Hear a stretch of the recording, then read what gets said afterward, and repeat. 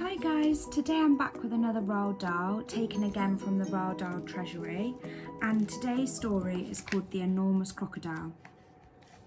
In the biggest, brownest, muddiest river in Africa, two crocodiles lay with their heads just above the water. One of the crocodiles was enormous, the other was not so big. "Do you know what I would like for my lunch today?" the enormous crocodile asked. "No," the not-so-big one said. "What?" The enormous crocodile grinned, showing hundreds of sharp white teeth. "For my lunch today," he said, "I would like a nice, juicy little child." "I never eat children," the not-so-big one said. "Only fish." "Ho, ho, ho," cried the enormous crocodile. "I'll bet if you saw a very fat, juicy little child paddling in the water over there at this very moment that you'd gulp him up in one gollop." "No, I wouldn't," the not-so-big one said. "Children are too tough and chewy. They are tough and chewy and nasty and bitter." "Tough and chewy?" cried the enormous crocodile. "Nasty and bitter? What awful tommy rot you talk. They are juicy and yummy." "They taste so bitter," the not-so-big one said. "You have to cover them with sugar before you can eat them." "Children are bigger than fish," said the enormous crocodile. "You get bigger helpings." "You are greedy," the not-so-big one said. "You're the greediest croc in the whole river." "I'm the bravest croc in the whole river," said the enormous crocodile. "I'm the only one who dares to leave the water and go through the jungle to town to look for little children to eat."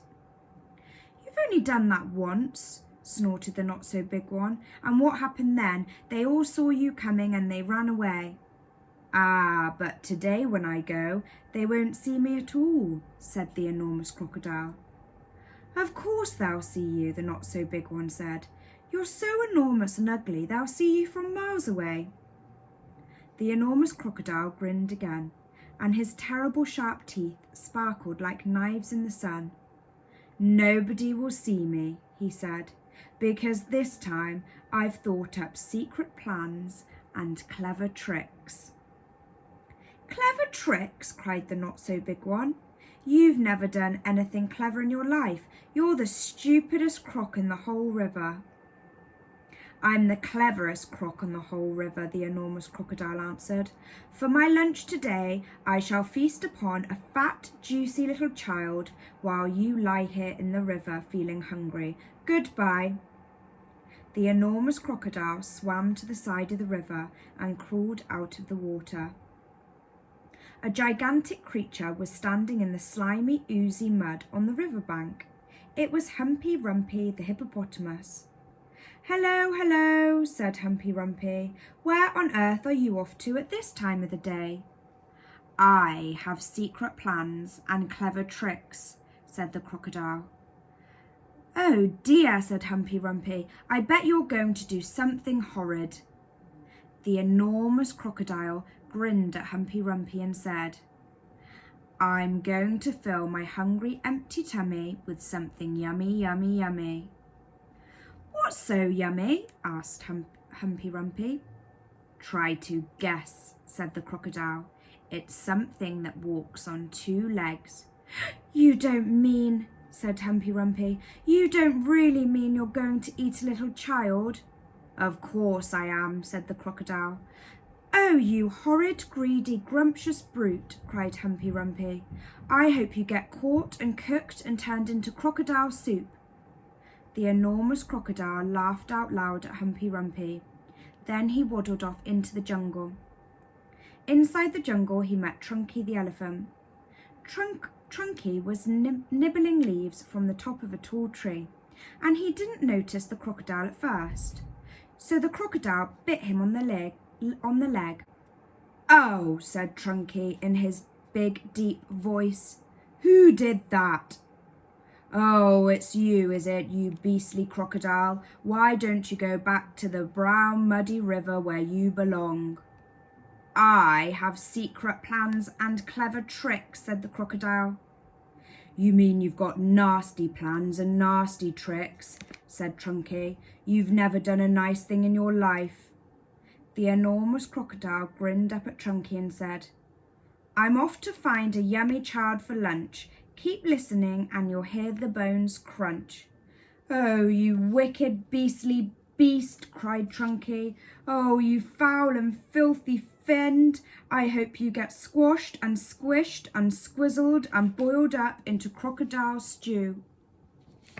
The enormous crocodile laughed out loud and disappeared into the thick jungle. A bit further on, he met Mugglewump, the monkey. Mugglewump was sitting in a tree eating nuts. Hello, Crocky, said Mugglewump. What are you up to now? I have secret plans and clever tricks, said the crocodile. Would you like some nuts? Asked Mugglewump. I have better things to eat than nuts, sniffed the crocodile.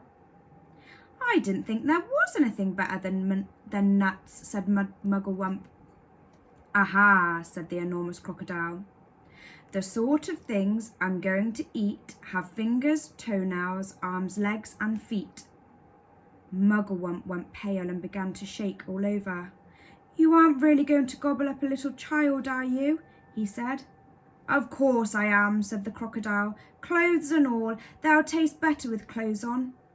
Oh, you horrid, hoggish croc, cried Mugglewump. You slimy creature, I hope the buttons and buckles will stick in your throat and choke you to death. The crocodile grinned up at Mugglewump and said, I eat monkeys too, and quick as a flash, with one bite of his huge jaws, he bit through the tree that Mugglewump was sitting in, and down it came. But just in time, Mugglewump jumped into the next tree and swung away through the branches. A bit further on, the enormous crocodile met the roly-poly bird.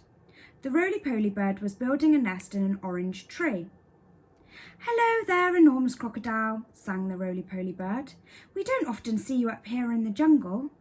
Ah, said the crocodile, I have secret plans and clever tricks. I hope it's not something nasty, sang the roly-poly bird. Nasty, cried the crocodile. Of course it's not nasty, it's delicious. It's luscious, it's super, it's muscious, it's duper, it's better than rotten old fish. You mash it and munch it, you chew it and crunch it, it's lovely to hear it go squish. It must be berries, sang the roly-poly bird. Berries are my favourite food in the world. Is it raspberries perhaps, or could it be strawberries? The enormous crocodile laughed so much that his teeth rattled together like pennies in a money box. Crocodiles don't eat berries, he said. We eat little boys and girls, and sometimes we eat roly-poly birds as well. Very quickly, the crocodile reached up and snapped his jaws at the roly-poly bird. He just missed the bird, but he managed to catch hold of the long, beautiful feathers in its tail.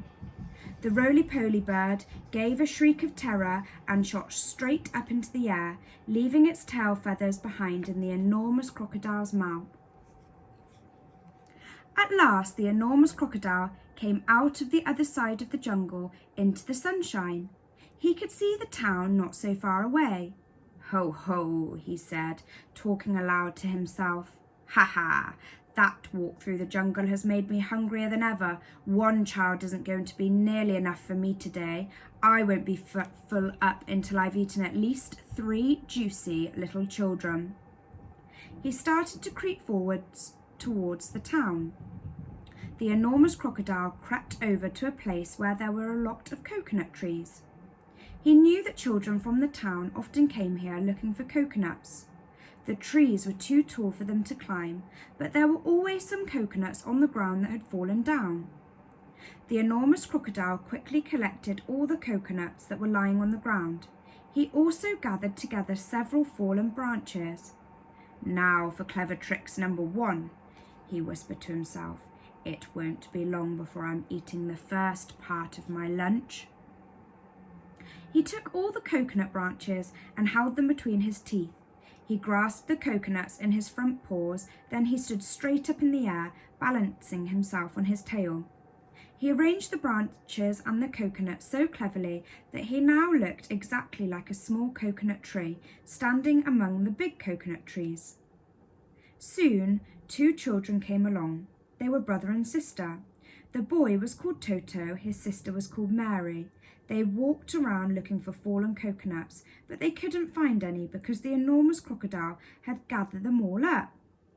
"Oh, look," cried Toto.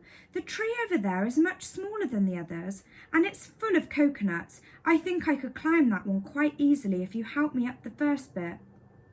Toto and Mary ran towards what they thought was the small coconut tree. The enormous crocodile peered through the branches, watching them as they came closer and closer. He licked his lips. He began to dribble with excitement. Suddenly, there was a tremendous whooshing noise. It was Humpy Rumpy the hippopotamus. He came crashing and snorting out of the jungle. His head was down low and he was galloping at a terrific speed. "Look out, Toto!" shouted Humpy Rumpy. "Look out, Mary! That's not a coconut tree. It's the enormous crocodile, and he wants to eat you up." Humpy Rumpy charged straight at the enormous crocodile. He caught him with his giant head and sent him tumbling and skidding over the ground. "Ah wee!" cried the crocodile. "Help! Stop! Where am I?" Toto and Mary ran back to the town as fast as they could. But the crocodiles are tough. It is difficult for even a hippopotamus to hurt them. The enormous crocodile picked himself up and crept toward the place where the children's playground was. "Now for clever trick number 2, he said to himself. "This one is certain to work." There were no children in the playground at that moment. They were all in school. The enormous crocodile found a large piece of wood and placed it in the middle of the playground. Then he lay across the piece of wood and tucked in his feet so that he looked almost exactly like a seesaw. When school was over, the children all came rushing onto the playground. "Oh, look," they cried, "we've got a new seesaw." They all crowded round, shouting with excitement. "Bags, I have the first go." "I'll get on the other end. I want to go first. So do I, so do I." Then a girl who was older than the others said, "It's a rather funny, knobbly sort of seesaw, isn't it? Do you think it'll be safe to sit on?" "Of course it will," the others said. "It looks strong as anything." The enormous crocodile opened one eye just a tiny bit and watched the children who were crowding around him. "Soon," he thought, "one of them is going to sit on my head. Then I will give a jerk and a snap, and after that it will be yum, yum, yum." At that moment, there was a flash of brown and something jumped into the playground and hopped up onto the top of the swings. It was Mugglewump the monkey. "Run!" Mugglewump shouted to the children. "All of you, run, run, run! That's not a seesaw. It's the enormous crocodile and he wants to eat you up." The children screamed and ran for their lives. Mugglewump disappeared back into the jungle and the enormous crocodile was left alone in the playground. He cursed the monkey and waddled back into the bushes to hide. "I'm getting hungrier and hungrier," he said. "I shall have to eat at least 4 children now before I'm full up." The enormous crocodile crept around the edge of the town, taking great care not to be seen. He came to a place where they were getting ready to have a fair. There were slides and swings and dodgem cars and people selling popcorn and candy floss. There was also a big roundabout. The roundabout had marvellous wooden creatures for the children to ride on. There were white horses and lions and tigers and mermaids with fish tails and fearsome dragons with red tongues sticking out of their mouths. "Now for clever trick number 3, said the enormous crocodile, licking his lips. When no one was looking, he crept up onto the roundabout and put himself between a wooden lion and a fearsome dragon. He sat up a bit on his back legs and kept very still. He looked exactly like a wooden crocodile on a roundabout. Soon all sorts of children came flocking into the fair. Several of them ran towards the roundabout. They were very excited. "I'm going to ride a dragon," one cried. "I'm going to ride a lovely white horse," cried another. I'm going on a lion, cried a third. And one little girl, whose name was Jill, said, I'm going to ride on that funny old wooden crocodile. The enormous crocodile kept very still, but he could see the little girl coming towards him. Yummy, yum, yum, he thought. I'll gulp her up easily in one gollop. Suddenly, there was a swish and a swoosh, and something came swishing and swishing out of the sky. It was the roly-poly bird. He flew round and round the roundabout, singing, Look out, Jill, look out, look out, don't ride that crocodile. Jill stopped and looked up. That's not a wooden crocodile, sang the roly-poly bird. It's a real one. It's the enormous crocodile from the river, and he wants to eat you up. Jill turned and ran, so did all the other children. Even the man who was working on the roundabout jumped off it and ran away as fast as he could. The enormous crocodile cursed the roly-poly bird and waddled back into the bushes. I'm so hungry now, he said to himself. I could eat 6 children before I'm full up. Just outside the town, there was a pretty little field with trees and bushes all around it. This was called the picnic place.